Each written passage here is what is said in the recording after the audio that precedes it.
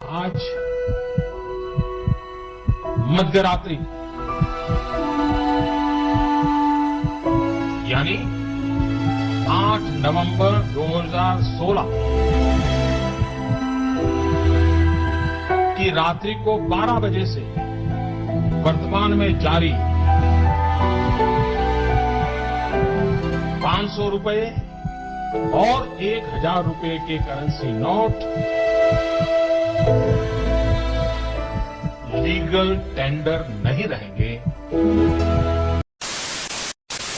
आप सभी को नमस्कार। मेरा नाम मनोज और आज बात होगी नोटबंदी के 5 सालों पर। बीते कुछ दिनों पहले 8 नवंबर 2021 को नोटबंदी को 5 साल पूरे हो गए और इन 5 सालों में अगर आप भूल गए हैं कि कैसे नोटबंदी पूरे देश को बैंक के बाहर लंबी लंबी कतारों में ले आई थी, तो आप इस वीडियो को पूरा जरूर देखिए। बैंक कैशियर के गुंडों ने पीटा, बैंक के सुरक्षा गार्ड ने पीटा,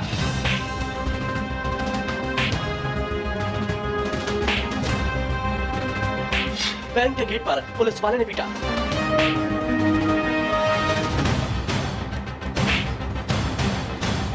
कैश लेने वालों को गोली चलाकर डराया, बैंक पर पब्लिक ने बरसाए पत्थर, महिला ने पुलिस वाले को मारा थप्पड़,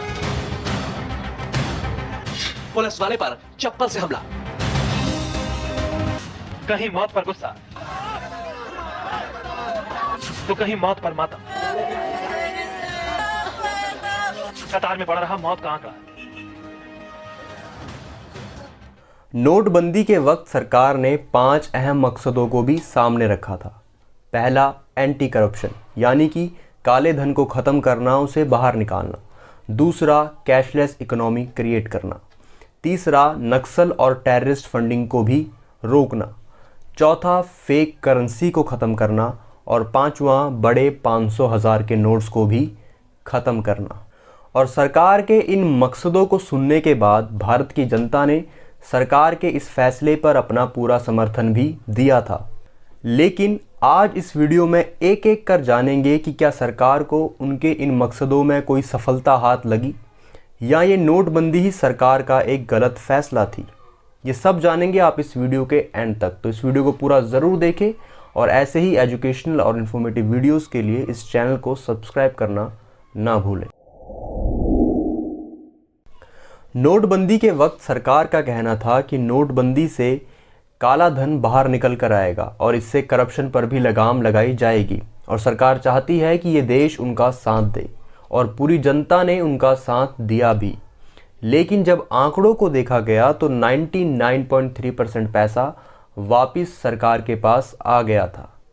आसान भाषा में 8 नवंबर को नोटबंदी के वक्त 500,000 के 15.41 लाख करोड़ रुपए भारत के लोगों के बीच चल रहे थे और नोटबंदी के बाद 15.31 लाख करोड़ रुपए सरकार के पास वापस भी आ गए थे। मतलब 10,720 करोड़ रुपए ही ऐसा पैसा था जो सरकार तक नहीं पहुंचा। इसका मतलब देश में छुपा असली काला धन बाहर निकलकर आया ही नहीं या उसे 500 2000 के नए नोट्स में बदल दिया गया। क्योंकि ऐसा देखा भी गया नोटबंदी के वक्त कि कई सारे बैंक कर्मचारियों पर कई तरह के आरोप भी लगे। पुलिस की गिरफ्त में बाहर जा रहा ये शख्स एक बैंक का मैनेजर है और उसके पीछे चल रहा युवक बैंक का कैशियर। इन्हें नोटबंदी के दौरान बैंक में हेराफेरी करने के आरोप में गिरफ्तार किया गया है। देश भर में अभी तक 33 ऐसे बैंक अधिकारी हैं जिन पर सरकारी चाबुक चला है। नोटों को गलत तरीके से बदलने के आरोप में पब्लिक सेक्टर बैंक के 27 अधिकारियों को सस्पेंड किया गया है, जबकि 6 अफसरों का नॉन सेंसिटिव पोस्ट पर ट्रांसफर कर दिया गया। नोटबंदी के पीछे सरकार का एक मोटिव ये भी था कि भारत के लोग कैशलेस ट्रांजैक्शन ज़्यादा करें, सभी लोगों का बैंक में अकाउंट हो जिससे डिजिटल पेमेंट ज़्यादा बढ़े और करेंसी का यूज़ कम किया जाए। और ऐसा हुआ भी। भारत ने कई देशों को कैशलेस ट्रांजैक्शन में पीछे छोड़ दिया है। और अगर आप अपने आसपास ही देखेंगे तो एक गन्ने का जूस बेचने वाले से लेकर एक शोरूम में आपको कैशलेस ट्रांजैक्शन के लिए QR कोड मिल जाएगा। और ये सब नोटबंदी का ही असर है। लेकिन इस सब के बावजूद इंडिया में लोगों के पास करेंसी नोट्स बढ़ गए हैं।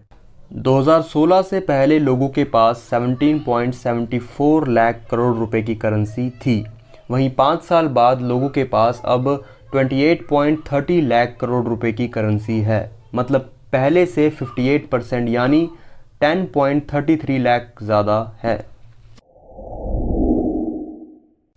नोटबंदी के पीछे सरकार का एक मेन मोटिव ये भी था कि टेररिस्ट फंडिंग और नक्सल फंडिंग की कमर तोड़ दी जाए, क्योंकि अगर 500 2000 के नोट ही बंद कर दिए जाएंगे तो टेररिस्ट के पास जो पैसा है वो किसी काम का नहीं रहेगा, और जिन 500 2000 के नोट से उन्हें फंडिंग हो रही है वो पैसा भी रुक जाएगा।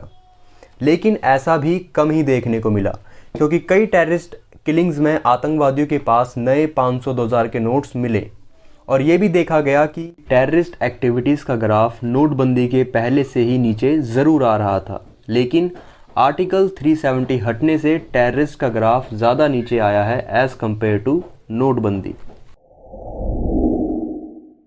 नोटबंदी के पीछे सरकार का ये भी कहना था कि नोटबंदी से नकली नोट भी किसी काम के नहीं रहेंगे, इसलिए 500 2000 के नए नोट्स तो बने ही, साथ में बाकी नई करेंसीज भी बनाई गई।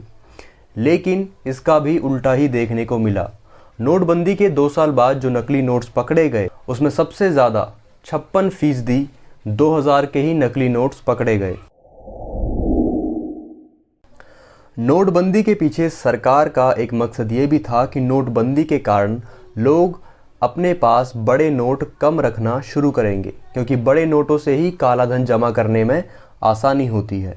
लेकिन यहाँ भी उल्टा ही देखने को मिला। नोटबंदी से पहले 2016 में 85% नोट 500 1000 के थे, और आज 5 साल बाद 500 2000 के नोट्स का हिस्सा बढ़कर 85.7% हो गया है, जिसमें 500 रुपये के नोट का हिस्सा 68.7% है, और 2000 के नोट रिजर्व बैंक ने अब छापने बंद कर दिए हैं।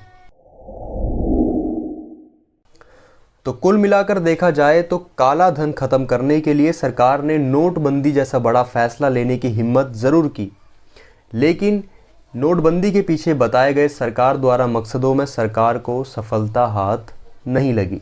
आपका क्या विचार है इस पूरी नोटबंदी की घटना को लेकर? कमेंट कर ज़रूर बताएं, और इस वीडियो को अपने दोस्त, अपने परिवार वालों के साथ शेयर करना ना भूलें। तो बस आज के लिए इतना ही, मिलते हैं नेक्स्ट वीडियो में। तब तक के लिए आप मेरी पुरानी वीडियोस देखिए और नई वीडियोस का इंतज़ार कीजिए इस चैनल को सब्सक्राइब करके। नमस्कार, जय हिंद।